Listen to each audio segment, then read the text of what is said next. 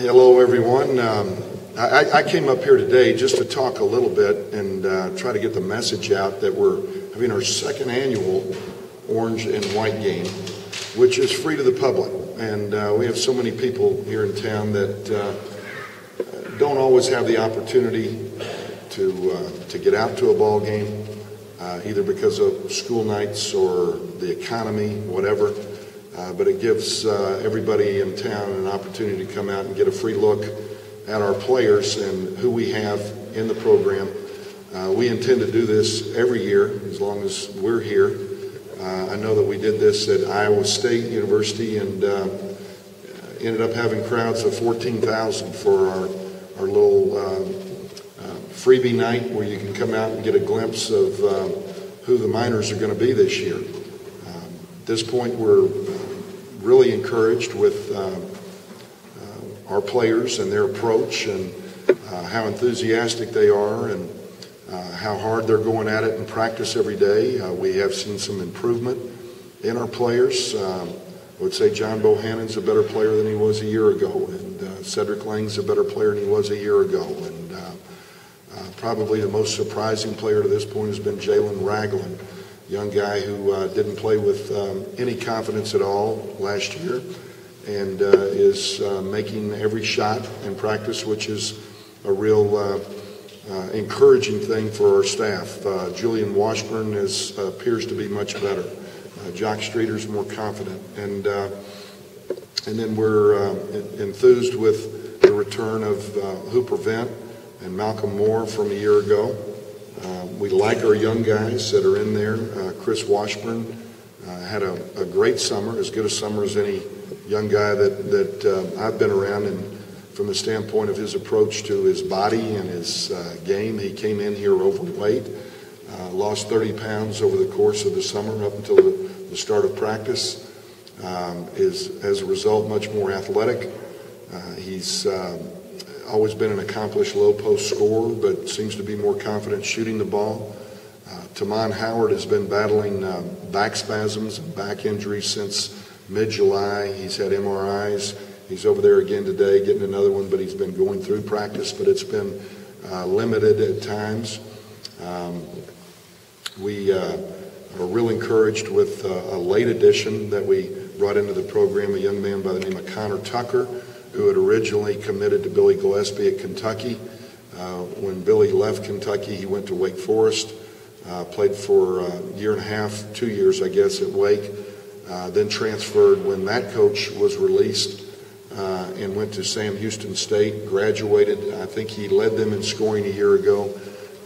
We took advantage of the new rule where if a young man graduates, he can seek a degree in something that's not offered at the institution that he's at. We had a degree program that he was encouraged with, came over here, and he's an outstanding perimeter shooter. The disappointment has been that Matt Wilm, one of our prized recruits, was 7'1", was declared ineligible, unable to practice or participate the first semester. If his grades meet the standard of the NCAA, he will be able to practice with us the second semester, but we think he's got a legitimate chance to go make money in the NBA one day. He's a young man who's got to get stronger. He's got to get better like all of them, but runs like a guy that's 6'5", shoots it well. He's got great hands, great passer. And in retrospect, this may be a real blessing for him in our program as we continue to try to think long-term with everything that we're doing. You'll notice now after 3 years of trying to bring guys in that the blueprint is try to do it with high school players. Try not to do it with JUCO guys or transfers. We had a window there to bring in the young man from Sam Houston just because of Mike Pettis' departure, and we needed to fill a void. But we're continuing to try to do that with our subsequent classes. And by redshirting Matt, it will give us, for instance, at the center spot, 4 guys a year from now, and John Bohannon, a senior, Cedric Lang, a junior, Hooper Vent, a sophomore, and Matt Wilm is a freshman at one spot. And that's our ultimate goal, is to have a program and not have a great year and then have to start over again. but be able to retool and refill with incoming freshmen voids and create competition, which I do think we have much more competition. But I would encourage you all to try to help us and try to get the word out on this orange and white scrimmage.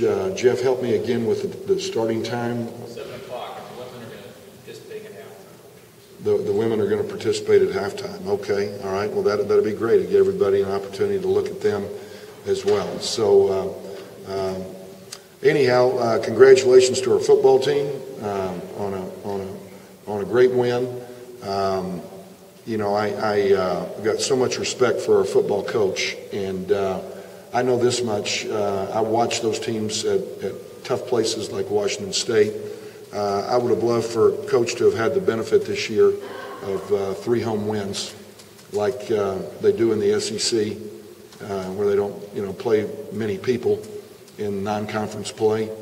And these other conferences, I'd love for us to right now be looking at 5-2 and see the confidence in those young men. I'm encouraged with the fact that they got a win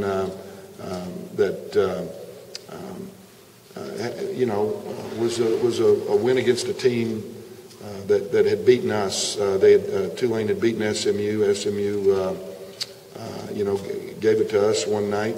And I've always been a big believer, and I don't know, I didn't follow the script myself, in teams learning how to win. I remember, Coach Haskins always playing a non-conference schedule early where his players would learn how to win those first 4 or 5 games before we played the Aggies in those 2 tough games. And then we'd have a tough Sun Bowl conference after our guys were 10-1, 11-1, and then knock off a Georgetown or a Michigan or an Alabama.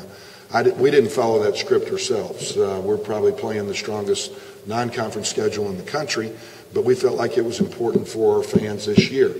And to Mike's credit, he felt like playing Oklahoma here early was important to our fans as well. But, I wish him the best of luck down the road. I'm encouraged with that great win, and I'll be watching his team's progress down the stretch. Do y'all have any questions at all for me about basketball before I turn it over to Mike? All right. Thank you. See you.